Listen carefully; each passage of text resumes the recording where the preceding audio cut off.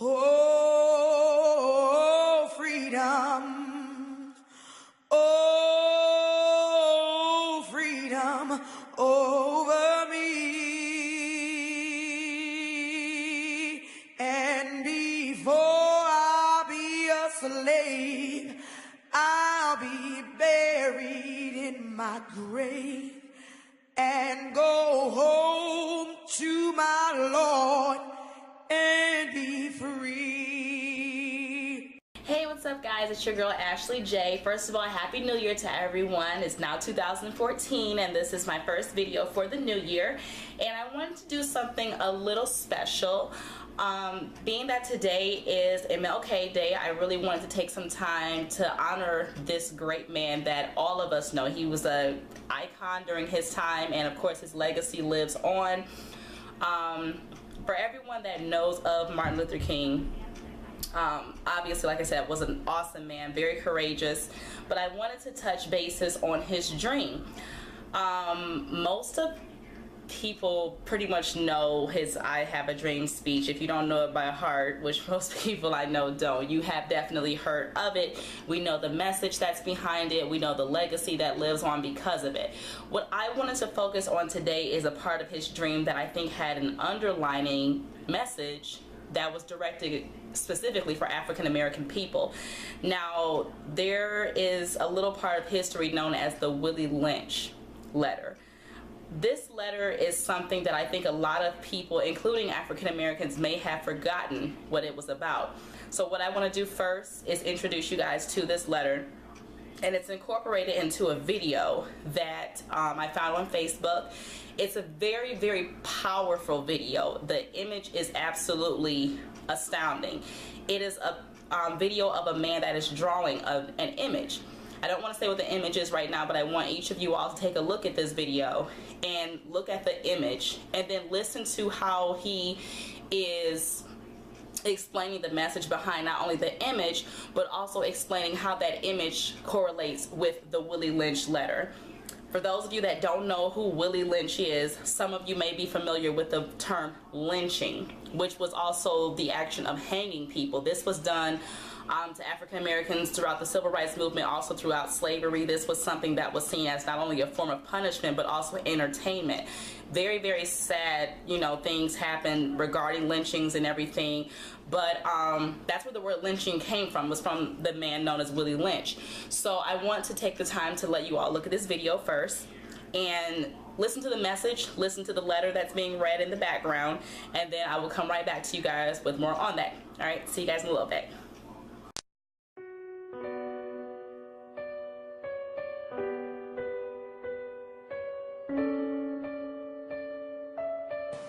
The speech was delivered by Willie Lynch on the banks of the James River in the colony of Virginia in 1712. Lynch was a British slave owner in the West Indies. He was invited to the colony of Virginia in 1712 to teach his methods to slave owners there. The term lynching is derived from his last name. Greetings, gentlemen. I greet you here on the bank of the James River in the year of our Lord 1712. First, I shall thank you, the gentlemen of the colony of Virginia, for bringing me here. I'm here to help you solve some of your problems with slaves.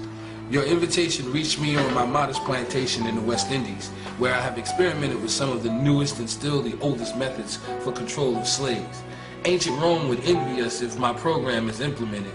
As our boat sails south on the James River, named for our illustrious king, whose version of the Bible we cherish, I saw enough to know that your problem is not unique. While Rome used cords of wood as crosses for standing human bodies along its highways in great numbers, you are here using the tree and the rope on occasions. I caught the whiff of a dead slave hanging from a tree a couple miles back. And you're not only losing valuable stock by hangings, you are having uprisings, slaves are running away, your crops are sometimes left in the fields too long for maximum profit, you suffer occasional fires, your animals are killed. Gentlemen, you know what your problems are. I do not have to elaborate. I'm not here to enumerate your problems. I'm here to introduce you to a method of solving them. In my bag here, I have foolproof method for controlling your black slaves. I guarantee every one of you that if installed correctly, it will control the slaves for at least 400 years. My method is simple. Any member of your family or your overseer can use it. I have outlined a number of differences among the slaves, and I take these differences and I make them bigger. I use fear, distrust, and envy for control purposes. These methods have worked on my modest plantation in the West Indies, and it will work throughout the South. Take this simple little list of differences and think about them. On the top of my list is age, but it's there only because it starts with an A. The second is color or shade.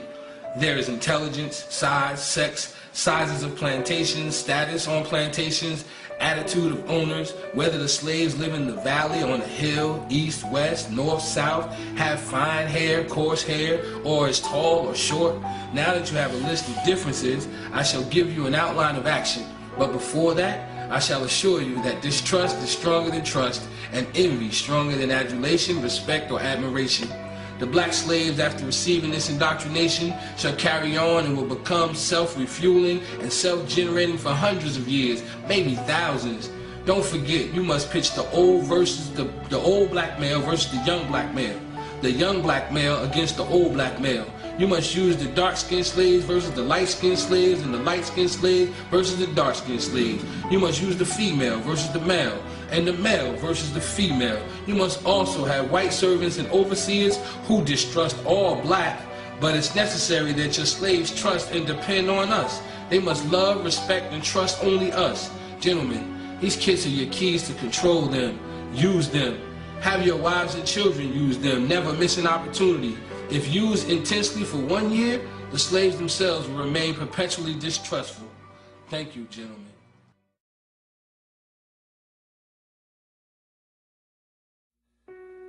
First and foremost, I want to thank everybody for taking their time out to listen to the Willie Lynch letter.